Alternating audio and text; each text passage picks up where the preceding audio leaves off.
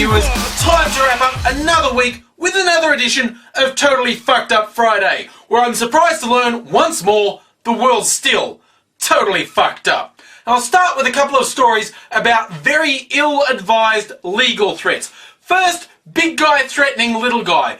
Here in Melbourne there was a bit of a storm about a local rugby league team, the Melbourne Storm, a while back.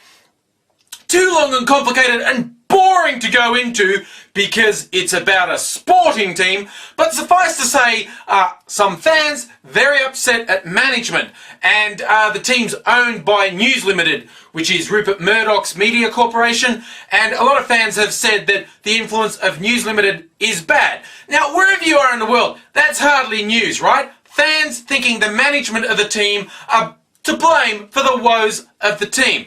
And people have showed up some of the games with big banners saying, you know, News Limited sucks, and they've had it taken off and are being thrown out. Nothing particularly outrageous. But one guy has particularly upset the CEO of the Melbourne Storm. Young Darren Koo has upset Storm CEO Ron Gauci by suggesting that he's too influenced by News Limited, calling him puppet master and other mean things. Now, any sensible person would not draw more attention to that. So, what do our fine corporate leaders do? Threaten legal action. That makes perfect sense. A fan is unhappy with management, so management threatens to sue the fan. Now, so far, Mr. Koo hasn't buckled to the bully boy tactics of the Storm and News Limited, possibly not least because he seems to be getting legal advice from his brother, who's a former police prosecutor, so probably understands the law. But look, I have to read in the letter that Ron Gauci, or at least the Storm management, have sent to Darren Koo. Among other things, they said that Mr. Koo's words, which includes posting on various web forums, have caused distress, embarrassment and humiliation.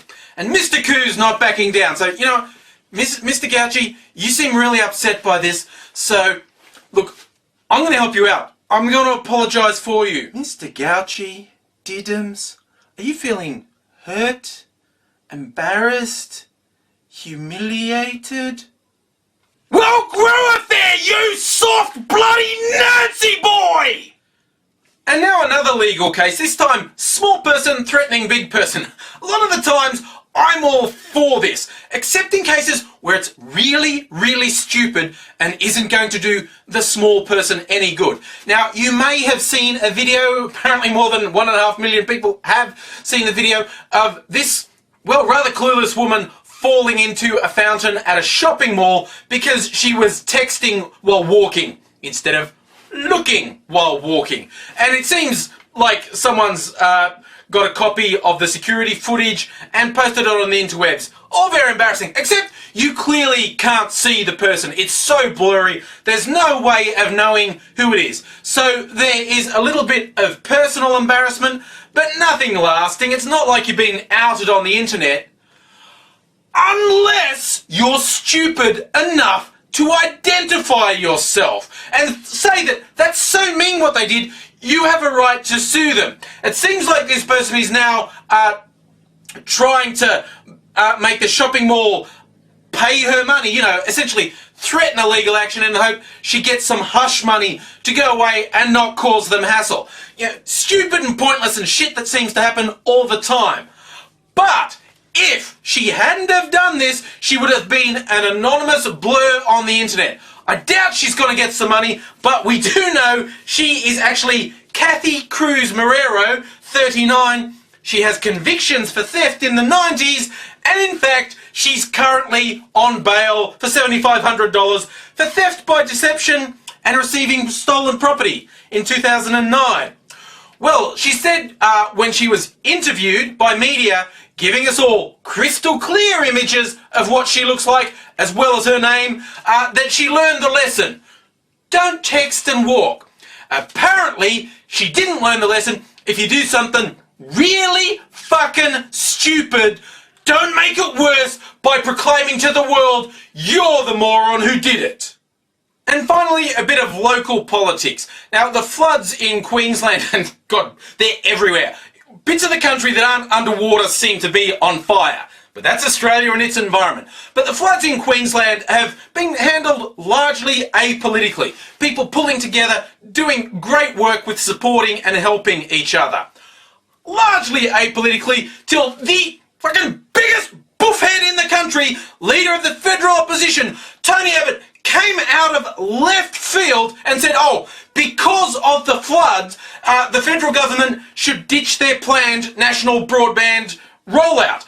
The NBN, National Broadband Network. Now, this is a policy being pushed by the government and rejected by the opposition. But that's what oppositions do, right?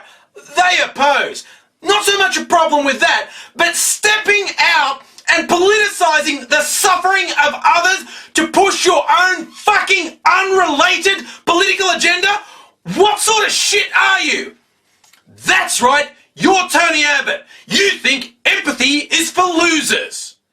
For those who don't know why someone would oppose improved internet, well, basically politics, but two, to be fair, fairly expensive, and there are some intelligent, informed people having intelligent, informed debate on each side, the pros and cons. Tony Abbott, not one of them. Neither's anyone in his fucking party. You know, listen to people who don't have a vested interest, who actually know what they're talking about. Oh, I don't know, like Vinton Cerf, known as the father of the internet, who's actually praised the government for having the guts to be that forward thinking in the planning. He sees nothing but upside for Australia's economy from this. The argument deserves to be had between people who know what they're talking and talk about the topic. You get Abbott saying some ridiculous line like, oh, you don't renovate your bathroom when your roof blows off. You don't feed your budgie when your cat's got fleas. Apparently. But apparently, if you're Tony fucking Abbott, you are shameless enough to exploit the suffering of others for your own unrelated political